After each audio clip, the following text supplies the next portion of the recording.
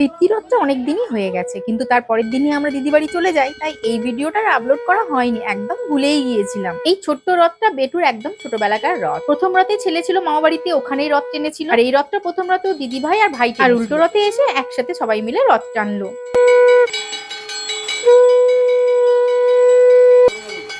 যেহেতু পরের দিনই ভোরবেলা আমাদের বেরোনোর কথা, বড়নদের বাড়ি যাবো, তাই বেশিক্ষণ রথটা টানিনি, অনেক রাত আর করিনি, তাড়াতাড়ি একটুখানি রথটা ঘুরিয়ে বাড়ি ঢুকে পড়ি, যেটা ছেলের একদমই পোষায়। এটা হচ্ছে আমার বাপের বাড়ির রথ, উল্টো রথ। যেহেতু প্রথম রথ বার করেছিল, তাই উল্টো রথে তো রথ বার করতেই হবে। কিন্তু আমরা তো চলে এসেছিলাম, বেটু ছিল না, তাই বাড়িতে বলে এসেছিলাম তোমরা কিন্তু রথটা অবশ্যই বার করো। তাই সবকিছু আয়োজন করে ওরা সবাই মিলে পাড়ার বাচ্চা বাচ্চা ছেলে মেয়েদেরকে নিয়ে রথটা বার করেছিল।